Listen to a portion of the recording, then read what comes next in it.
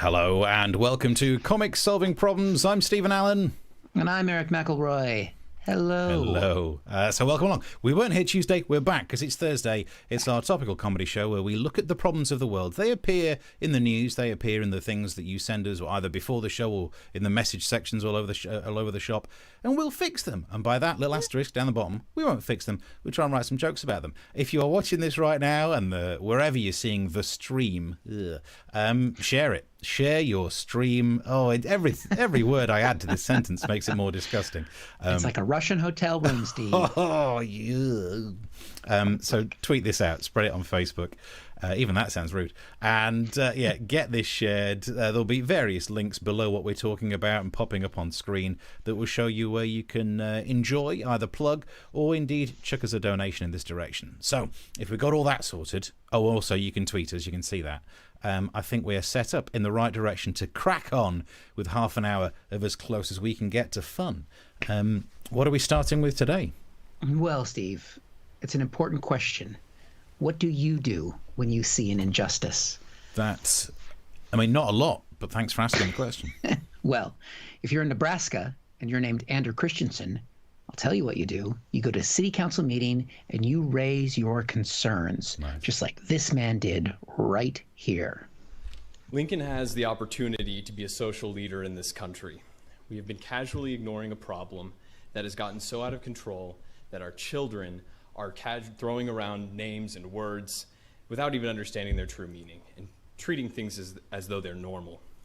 I go into nice family restaurants and I see people throwing this name around and pretending as though everything is just fine. Sounds That's worrying. Right, Steve. It does sound worrying. And this is America. There's a lot of tension right now. And I got to be honest, when you start watching this and you're like, oh boy, here's a white guy talking about words being thrown around. Where's he going with this? Uh-oh. I mean, I just hope he's going to complain about the fact that people call him ginger. But that's not a thing in America. So we got to worry. So I'm just telling you right now, Steve, audience, brace yourselves. This is what he wants to find out about. I go into nice family restaurants and I see people throwing this name around and pretending as though everything is just fine. I'm talking about boneless chicken wings. That's right, Steve. Boneless chicken wings. Finally! Somebody is taking the issue to the man the way it's deserved to be taken to all this time. It's a real issue and a real problem. Although I'll be honest with you, it didn't get the reaction in the room that it deserved. Yeah. Have a look. I'm talking about boneless chicken wings. I propose that we as a city remove the... Excuse me, I'm trying to... Yeah. Wow. I mean, I think you still could be worried that it is for him a racial slur. That might be what people shout at him. He does kind of look like a bit of a chicken wing. And that's not a ginger thing. Thank you. Like a rooster. Anyway. But I mean, it's a real problem. Andrew's bringing it up, and he's going to explain why. All right, here's his explanation. I propose that we as a city remove the name boneless wings from our menus and from our hearts. These are our reasons why. Number one. Oh, yeah. Oh, there's more. He's got more than one reason, Steve. It's not just some casual thing that he hasn't thought about. He's made a list, all right? Ugh. Now, we've giggled at Ander. Other people have giggled at Ander. Most of the world is laughing at Ander. But we need to hear him out. So I'm not going to stop it anymore. Let's just play it out. Let's hear his reasons to stop this atrocity. Number one. Nothing about boneless chicken wings actually come from the wing of a chicken. We would be disgusted if a butcher was mislabeling their cuts of meats, but then we go around and pretending as though the breast of the chicken is its wing. Number two, boneless chicken wings are just chicken tenders, which are already boneless. I don't go to order boneless tacos. I don't go and order boneless club sandwiches. I don't ask for boneless auto repair. It's just what's expected. And then number three, we need to raise our children better. Our children are raised being afraid of having bones attached to their meat. That's where meat comes from. It grows on bones. We need to teach them that the wing of a chicken is from a chicken, and it's delicious. You do it for the children, Steve, not just some boneless auto repair.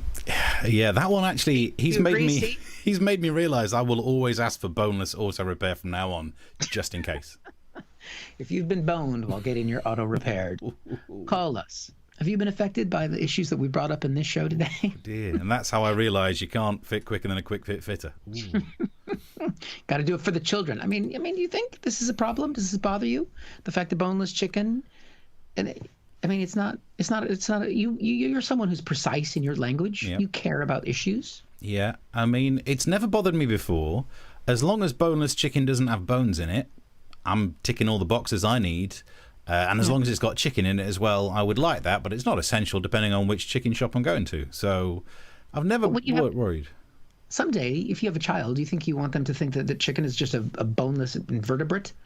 Maybe if that's what I wanted, I'd feed it squid rings. No, because We're not French. Just because you know that some part of chicken doesn't have bones in doesn't mean no part of the chicken has bones in. Like a drumstick fairly obviously has a bone right through it. Maybe. I don't know anymore. I don't have a drum with that stick. But Ander isn't here just to raise a problem. He does what many politicians don't, and he has a solution. And here it is. I propose that we rename boneless wings in the city of Lincoln. We can call them buffalo-style chicken tenders. We can call them wet tenders. We can call them saucy nugs or trash. We can take these steps and show the country that where we stand, and that we understand that we've been living a lie for far too long. And we know it because we feel it in our bones. Thank you. Okay, hold it down. Boom. Yeah, good line Boom. at the end. Mic drop. Feel it in our bones. The bones. Not that We're we not have some them. boneless chicken standing up here. I'm standing up here for freedom. The American way. I don't know why he brings buffaloes into it, because that's a legacy we don't really want to talk about in America. Yeah. But still. There's so many his suggestions. It's nice that he comes up with solutions, but don't mention buffalo, because now I'm thinking, ooh, quite fancy some buffalo. And I'd be upset that there's no buffalo in it. And then what was the other one? Wet tenders. That's a radio-friendly version of a Cardi B song. I don't want to know what's going on with that. If you got your kids their box of wet tenders, yeah, that's not appropriate either. You got to admire Ander for doing this. He's standing up, taking the ground for something that he believes in. But you know what? He's not the only hero in this story, Steve. Mm-hmm. There's another hero here, and that's the woman behind him. If we can take a little bit of a closer look. And we go around and pretending as though the breast of the chicken is its wing. Holding it together. Number 2, holding it boneless together. chicken wings And are she can't just take it chicken anymore. tenders. So good she's got that mask on. Finally, a plus side to wearing a mask indoors. Yeah, real heroes wear masks, Steve. Wow. She's the real hero here. It was pretty much. Oh dear, I think we might have lost some. Oh, we are losing some Eric. This is exactly what shouldn't be happening. Uh-oh. Right. Oh, we had a poor network connection, Steve. Can you hear me now? Yep. You're back. You're back with us. It's relatively solid. Okay. Ooh, relatively solid. Yep. Famous last words. Basically, I think we got through the woman laughing. Yep. Did we get that? Yep. Okay. Last part of the story is there was the councilman's response, and here it is. I would like to just comment here. For the record, that's my son. Poor lad. So, it kind of takes away some of the power of this, really. Clearly the kid just wants to see his dad. Oh, is that the way you read it? I just thought he hated his dad and it was like some passive-aggressive thing. But you're like, I never get to see dad. He's always at the council meetings. What can I complain about? Boneless chicken wings. His dad looks like he's had a few chicken wings. I don't know. I don't know. Where's the mother in this story?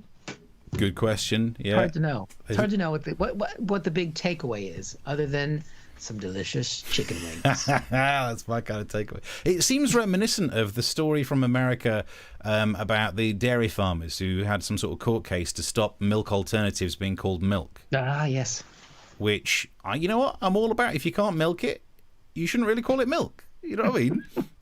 So if there's something that you can milk, for example, like 13 series of Britain's Got Talent, that clearly Simon Cowell can milk. That's a milk. Whereas oat milk, there's so many different types these days. So I was really on board with the idea of calling it something else until in the court case they suggested their solution. And instead of calling these alternatives milk, they wanted them to be called nut juice. Oh. No, I don't ever want to be asked, would I like some nut juice in my coffee? You do, and I'll hit you. So The northerner comes out there. Jesus. yeah. Juice away from me, boy. Let's have a look. Mark says, what about buffalo wings and flying buffaloes? That is a concern. If they're putting wings on buffaloes, then you think it's bad enough when a bird craps on your car. In America, don't you have to ask for beef steak in case you get given tuna steak instead? Does that happen, Eric? Not when I left America, but that was before Obama was president, and he turned it into a socialist country. So from now on, yeah, that makes sense. Just in case you're thinking of other types of steak, like do you fancy steak and suddenly a Tuna poker steak. game kicks out. Ugh, God. Lovely stuff. Right, so you can get involved if you want to subscribe to our channel for future shows as well. Get this one stored, youtube.com/comic solving problems. And if you'd like to help contribute, that's always very much appreciated. That's and right. as Mark's shown, the message boards are open. Wherever you're watching this, you should be able to send us a message, and hopefully we get to see it.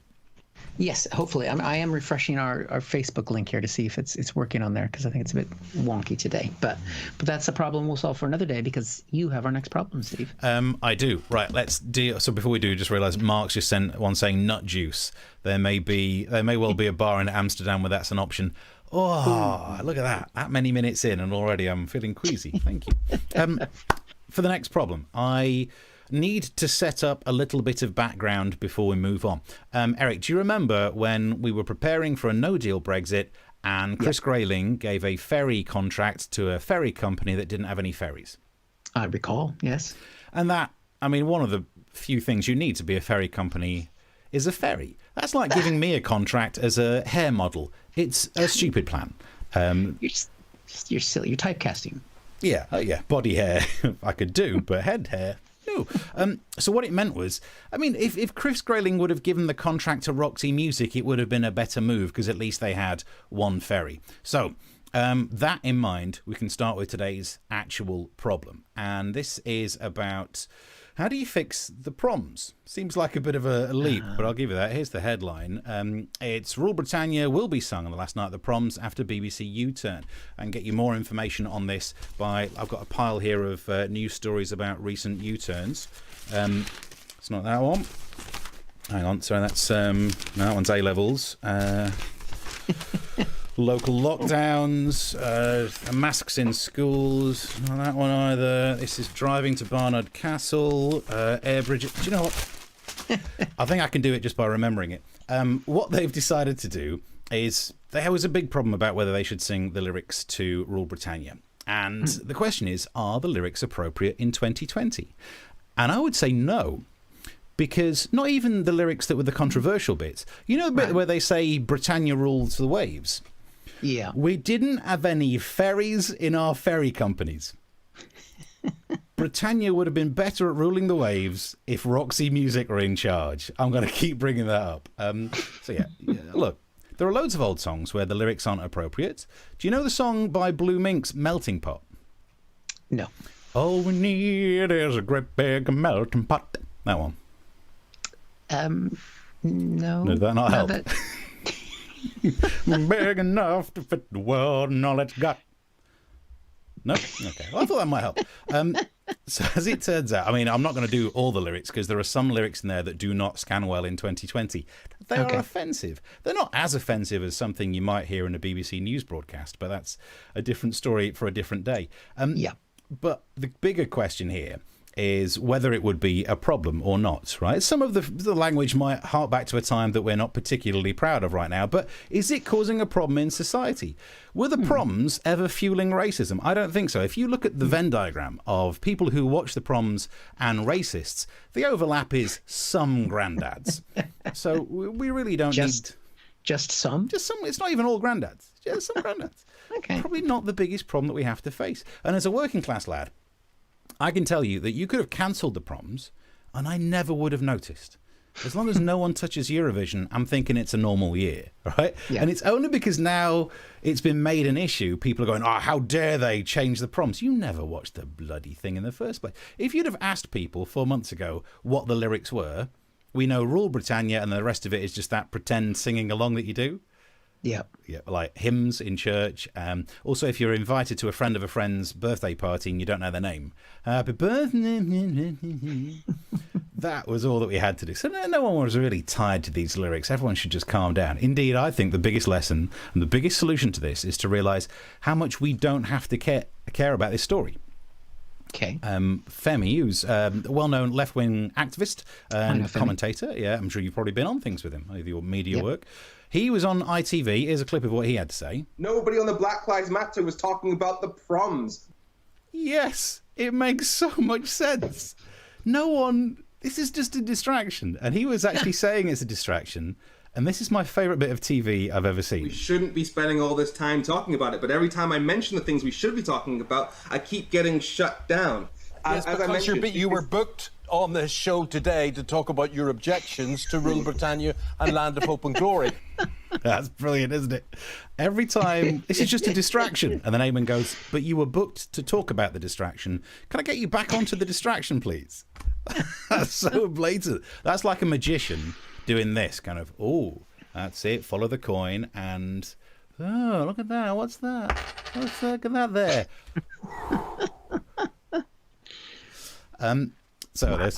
We should do a That's the first time we've done magic on the show. Yeah, it's pretty good as well. No one saw how it was done. If you watch it back, you might be able to work it out.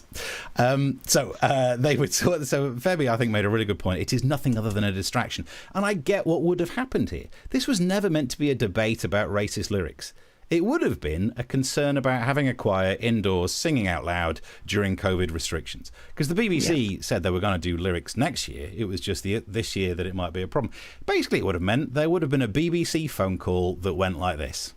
Hi, BBC head of proms. Yeah, oh yeah, the choir. God, yeah. Well, look, I guess we can't have a choir this year because if we have to space everyone out 2 meters, it'll be huge. We'll have to hire out the Albert Hall. We what? Oh, okay. Could be the most middle-class joke I've ever written for the show.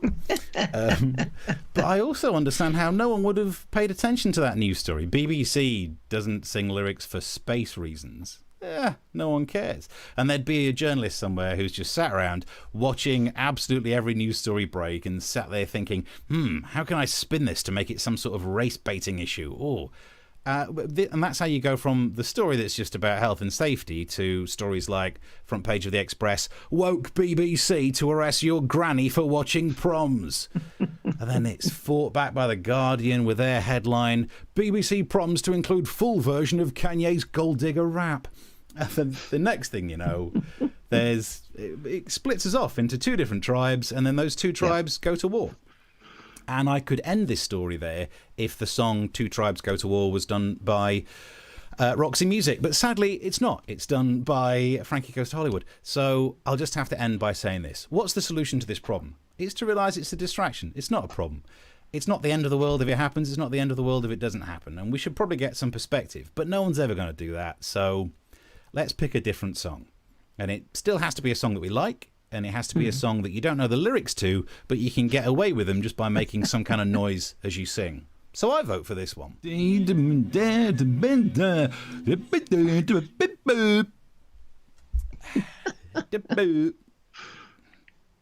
that? catchy. Do you know that? I could sing that. Because normally, if ever there's any pop culture references on this show, we don't stand a chance of making them work. Eric, have you got any idea who that was? Nope. Okay.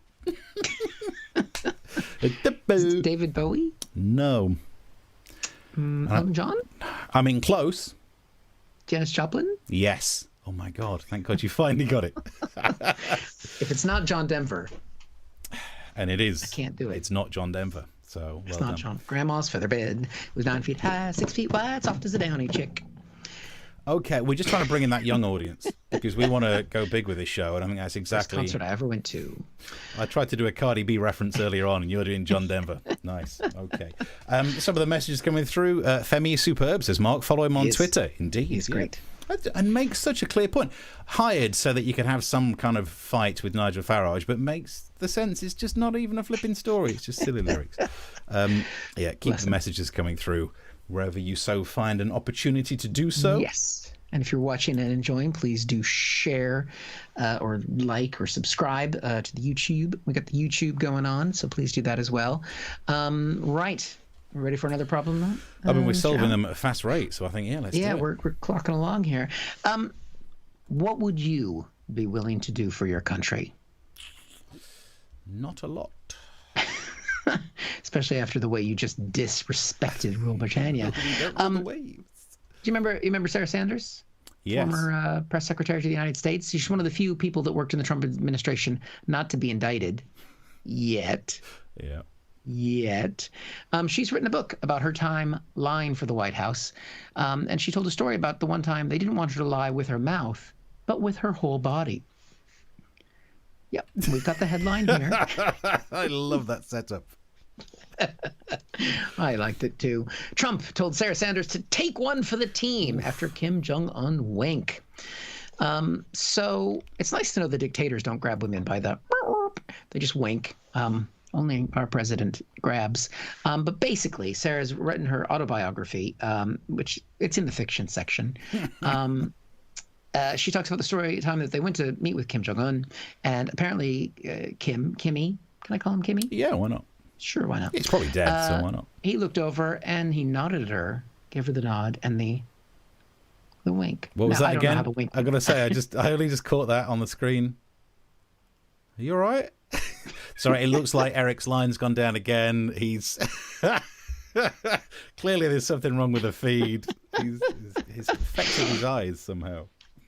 So Trump basically saw this happen. They all saw it happen. It's one of those kind of things where you're going to get joshed by the rest of the guys on the Security Council team.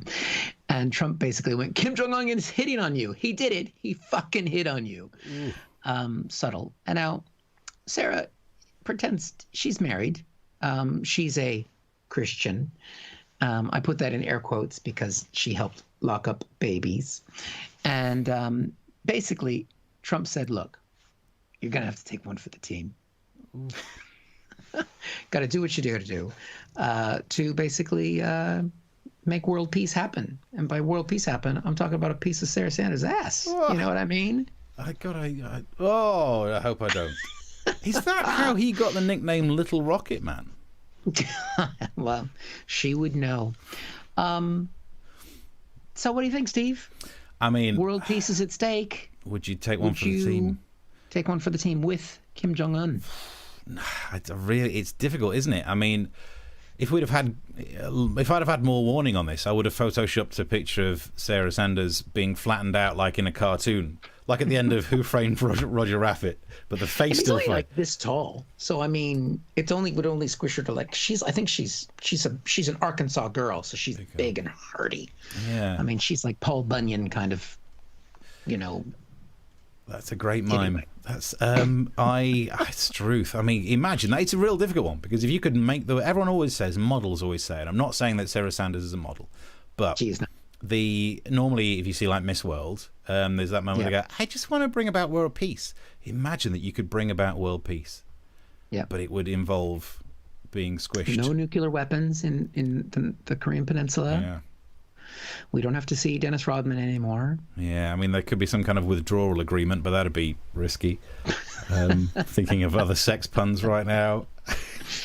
Oh, boy. Just want to make sure the safety's on those missiles. Yeah. That's all I'm saying. Sneaking into no man's land. That's her nickname for her. Well, anyway. I would do it. Would you? I would take it. Yeah. With Kim Jong-un? Yeah, why not? I mean, maybe you should put me down as a yes, because all the good money is that he's dead now and his sister's in charge. Yeah. Have you seen her? Oh, no way. Wow. I mean, this is deep political analysis, international politics. We're just going, Kim Jong-un's sister, what? Oh, yeah. Take a piece of that nuclear world fire. Peace. World piece of ass. No, I think it's fine to make these jokes that are slightly misogynistic because you're talking about a dictator and dictatoress. So, do you know, although they prefer not to be called dictatoress, they just prefer dictator. Yeah, gender neutral. I totally believe this, actually. This is a thing that I've been thinking about recently. There are certain things you can't do. Like, you should never body shame someone. But no one seems to have a problem body shaming Kim Jong-un or Donald Trump. And I think it's like a pyramid, and I want to make a pyramid because not like the aliens did, according to Elon Musk, but Maslow's pyramid of hierarchy, the hierarchy of needs? And if you can develop a pyramid, you're going to be known. And I think the rule is that if you are guilty of a crime up here, you can be attacked by a crime 2 steps down. Because body shaming is terrible, but if you've locked babies up in cages or killed a ton of people, we can call you fat. So I think there's something in it. Steve's pyramids of insults. But then the problem is that people who are overweight will feel like you're calling them dictators. Yeah. So you're going to get in trouble that way. Yeah. Okay. I was just noticing some of the messages coming through. Beware of premature detonation. Mm-hmm. That is going to be a problem. Yeah. Sarah, open the silo doors. Oh, well done. You've just Mark has managed to send a message. I'm cured. I'm oversexed. Open the silo doors. Fire in the hole. Is that what you're saying? Fire in the. Right. Let's move on from this before we all get fired.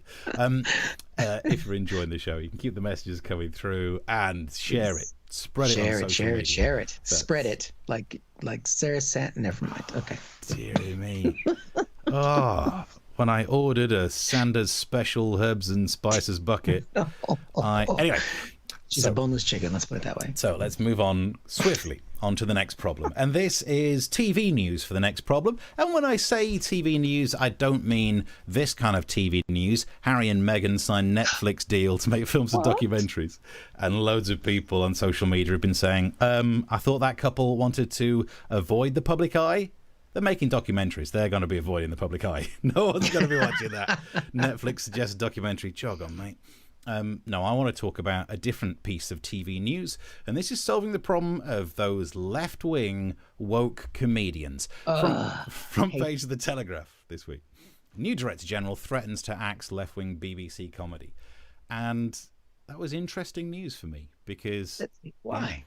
So far in 2020, I've only lost every other bit of my career. So it was really interesting to see that one thing I was hanging on by, the really annoying left-wing BBC comedy, is a threat. Yeah, I mean, all the newspaper articles were talking about the MASH report. It's just like watching people take glee in the end of your career. It was interesting. There's another headline about it as well from The Independent. Left-wing bias, comedians mock the Tories more simply because they are in power. And who's written that? You can just see on the left there. Stephen Allen. Look at that. Is that the guy who works in radio? No, you're used to. Yes, I know it's right up my own arse doing a screenshot of a headline I was responsible for. But you're in the news. I'm in the news and I got nothing You're in else the news. left. Your show was cited frequently in the news as the show that is the one that's most likely going to get cut. Yeah, feels good. Thanks for all that. So here's how it happened. I woke up and got a phone call from Talk Radio. We're both often on there as guests, and they wanted to know if I'd go on as a guest to talk about the end of my career. Oh, good morning to you too. So I went on there, and the host was saying the line that you hear so many people say: they never do any jokes about the left. And that always bothers me a bit. And you can actually read the article in The Independent where I talk about, I've sat behind that news desk and I have vivid memories of reading out jokes about Jeremy Corbyn every single week. You come along, you've seen a few of them. Every single week. They don't always make the edit for the show, but we did jokes about Jeremy Corbyn every single week. So it is not true to say the left never do jokes about the left, or the BBC comedy never does jokes about the left. It's also true that we probably do more about the right, and so we should. As I said in the headline, the Tories are in power. You should hold government to account more than you should hold opposition to account because, and this might sting a little if you're in opposition, you don't matter as much. If you're a Jeremy Corbyn supporter, you don't matter at all. You don't matter at all. Because, the Tories could make a decision that impacts people's lives, and you need to do a joke that might poke a hole in that and show some of the flaws and hypocrisies therein. Yeah. The opposition, you're coming up with a plan of what you might do if ever you got the chance. You don't really do jokes about that. This is why I'm never mentioned in the gossip columns for what I might do if ever I went out with Kylie. No one cares about this kind of speculation. MASH report star says he'd lie there having pillow talk about his favourite Kylie songs. Yeah, I should be so lucky. I did try and write a Cardi B one about that for the young people, but I don't even know what a Cardi B is, to be fair. Yeah. MASH report star says he'd help her dry off that cat. I don't know. What? So have you not heard that song that she's done? No. You'll enjoy the video. Rocky Mountain High, Colorado. Oh dear. Just having plans isn't enough. It's like trying to mock DFS for actually ending their sale. No, they've got plans, but come and see me when it's actually gonna happen. And also comedy theory. Who is it easier to do jokes about? Keir Starmer. Yeah. I mean, his name sounds a bit like an affordable hatchback, and then I'm done. Whereas Boris Johnson, like the use of Latin in their hair. We've all heard the stories that before he goes on stage, he ruffles up his hair. He's Milton Jones with an 80-seat majority. There's hiding in a fridge, zip wire thing, and knocking over a 12-year-old playing rugby. He's setting us up for these jokes. He's half responsible for all of the jokes about him. Which leaves us to, this is why there are so many jokes about it. And I think we should be okay with that. However, that's not what the issue is here. I think yet again we've stumbled across one of those rush to see who can be the most upset about it. Oh, they've said something I don't like. Oh, I'm upset. You shouldn't be allowed. We're back to that. It's a freedom of speech issue. And it's wrong that both sides should try and shut down the other side. But it is worse when the right spends all of its time talking about freedom of speech and then tries to get left-wing points of view taken off the telly. Basically, it's this moment. Everything's so right on, politically correct, woke these days. You can't say anything.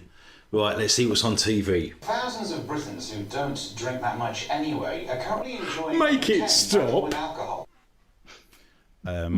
Might as well play the clip. Might never get to do it again. So, right-wing comedy. Look, BBC, I'd say don't get rid of left-wing comedy. Just put some more right-wing on. I know lots of people try and say, like, there is no right-wing stuff that's funny. Look, maybe just more balanced comedy. Maybe pick the kind of comedian who can do a left-wing rant about comedy, but start it with a snippy little shitty comment about Meghan and Harry just to keep the right-wing people happy. Someone like that. And I've actually prepared some right-wing jokes for you, Eric. Are you ready? See if these can end my career. How many migrants does it take to change a light bulb? I don't know. Officially 3, but do you trust those figures? We can go back to the Harry and Meghan thing, because I know the right-wing love that. Harry and Meghan are to make documentaries, probably historical ones, about how the royals used to be able to behead their wives, and you'll just see Harry staring off in the distance. There's that. You know who I feel sorry for? No. This is it's tasty. You'll like this. I feel sorry for the girlfriends of all those American footballers. I mean, sure, they're taking a knee for protest, and the girlfriends are like, "Oh my God, it's gonna happen." The Priti Patel says that France is racist, and that's why the migrants are crossing the channel. Do they realise they're arriving in Kent? Actually, no, that one's a left-wing joke. It is harder than it looks. So, I'm not sure. I was just in Kent. I saw what it was like. Yeah, it's where the studio is. It's where yeah.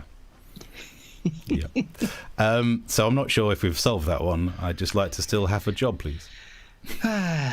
Well, I think we've both discussed many times that there seems to be a lot of place right now for, if you're doing a YouTube show, especially like this, to have a far right audience or far left audience. And what we've done is decided to go for neither of those. Yeah, even worse, we disagree with both. Being a non-ideological left-winger means you're just hated by both groups at the moment. If you want far-right jokes, there you go. I'll send those. They're available. You can buy them. I like Mark's comment there about the pub landlord is right-wing. Have you met him? He's about as lefty as they get. Yeah, Cambridge educated. He created the pub landlord to be ironic, and it took control of his life. And never mind, I won't talk about that. Hey, do you know what? I'm writing these jokes to be ironic, but if suddenly you want to make me famous and send me lots of money, I'd still keep writing this stuff even though I didn't mean it. Yep. But you would never work in a pub. That's spent enough time in one. Yeah, lovely. So keep the comments coming through. Don't forget to share it. That's what we do. We share and share alike. And if you'd like to chuck some money in our direction, the links are available. Right, next problem. Right, and we'll get through this one quickly because we're a little bit over our scheduled time. It's a problem, Steve, that you and I have talked a lot about. I mean, it's not a problem at the moment because we can't really still go anywhere. But it's the problem of what is the future of travel? At some point, the coronavirus will end, or we will end, and there'll be just a few people left that are hardy and can handle a cold. Yeah. But it's the problem of what's going to happen in the future. And we saw this, that basically there's a little jetpack action happening. Look at that. It's like is it the Jetsons? Do they have jetpacks in the Jetsons? They have everything. Yeah. Well, it's also a little bit like James Bond. There was jetpack. Oh, yes, actually, of course. Side note, the James Bond film that I think was meant to be out by now already, they've released a new trailer for it, so that's good. It's exciting. That's coming back. I don't know if it's going to be as successful because the bad guy played by Rami Malek wears a mask, which these days maybe he's not so bad. More than most people on the train does. Maybe it was him that was the woman in the Lincoln City, Nebraska. He's a good actor. He could be him. Could be. Would you have a jetpack if there was one available? I'd worry about char grilling my buttocks. Yeah, I would definitely, of course.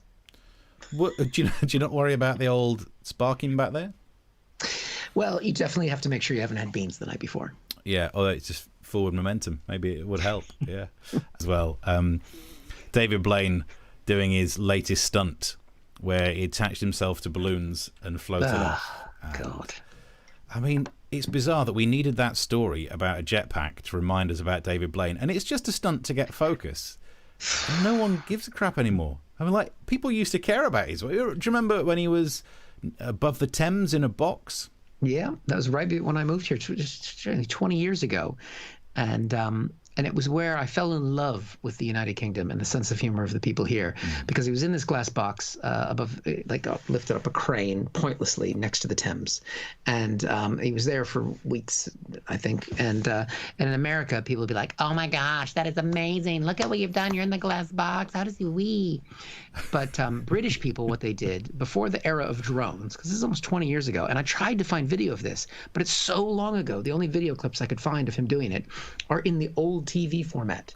It's not even like mobile phone size or widescreen size. It's the square TV video. And it didn't have, I couldn't find any clips of this, but where people found remote control helicopters, which back then, my kids got 6 drones that could do this. And they flew because he didn't eat. He only had water for however long he was up there. And people went to McDonald's, bought burgers, and were flying them up on the helicopters outside of his little stupid cage. And it's like, I love this country. Yeah. And it made me want to sing the Proms song, but I didn't know any of the words to Rule Britannia. If it were Rule Britannia, we mock Americans in boxers. Yeah, I'm all over it. It was beautiful. So much has changed since then as well. I was just thinking, back then I remember we were so impressed he was going without food. And that's before someone invented the 5-2 diet. And now everyone's going without food. We get it. Well done. Fasting. Yeah. And also, I mean, a box. Yes, it was a small box, but it was near the Thames, Zone 1. That was still some prime real estate. Yeah, exactly. Would have I mean, loved it was to a live rougher there. neighborhood then. I mean, it's the South Bank, what it is now. People walk around South Bank now, that's nice. It used to be rough, kids. Yeah. It used to be rough. Oh, I did get a picture of David Blaine doing his latest one, because it's balloons and everyone's saying it's like the film Up, which actually it is. But if you're going to copy anything from the film Up, don't do the balloons thing. Do the collars on dogs that means they can talk. I'd rather have that squirrel. Squirrel. And I love the fact that you can see down the bottom he streamed it live on YouTube, which I think was wise, because if he'd have done it on Zoom, I would have just thought fake background. We can all do that, David. We can all click that and make it happen. So yeah, have we solved the future of travel? I think not balloons. Yeah, what a stupid plan. More jetpack than balloon. That's what I'm going to say. Bored is David Blaine. That's what I'm going to say. That's actually should be the title of his biography. How bored was David Blaine? I mean, he's just a twat.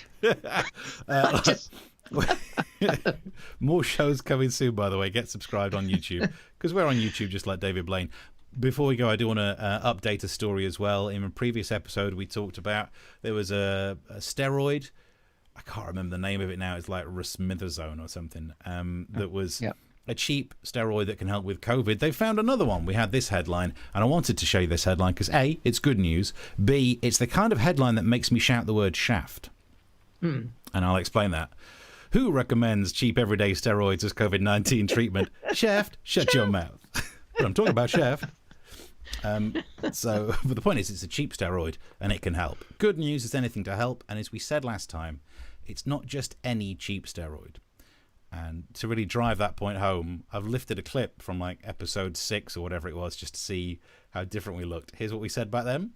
But also, we should point out, because I'm a health and safety kind of broadcaster, even though I just drank some bleach, it's not just any cheap steroids. Don't just go having any old cheap steroids. They won't do you good, and I don't want to be the one to have to tell them.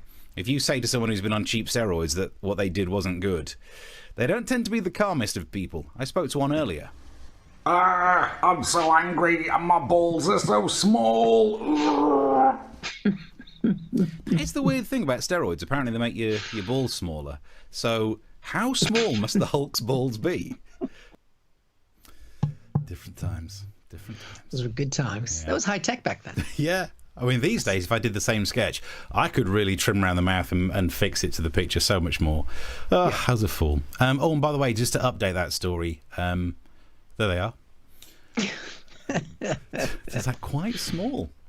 They're quite small. But yeah. But smooth. Look at the smooth ball skin. Smooth. Wow. They look like one of the balloons that David Blaine was. Never mind. Shiny. That's what we got going on. So look, I think we're over time as we always are, but I think we're out of time. If you're up for watching a show, you can get subscribed. Please subscribe. Please share. We do a midnight recap of this. So if you want to tell people that it's going to be happening, it's going to be going on again in about 2 hours and 20 minutes from now. It'll go out again, and it'll be fresh, still fresh at that time. But yes, we'd love more people to see the show. So please spread the word if you enjoyed it. Share the links to the YouTube channel. On Facebook, you can do that kind of thing and let people know the joy and the problems that we are solving. And if you also like what we're doing, you can also contribute to the show by buying us a drink on the various donation platforms that are there, because this is still pretty much the only income either of us have. Yep, indeed. So, but if you think, I'd buy these guys a drink for their hard work tonight, that's a nice amount, and my drinks normally cost about £50. London prices, baby. That's what we're talking about. That's right. I got a lot of drinking to make up for. Yeah. Right, and then set it in your diary. 9 o'clock Tuesday. We'll do some more of this joking lark. Any other business? We'll be back then. I think that's pretty much it. Thank you for watching, and we will see you next Tuesday. Bye. Bye.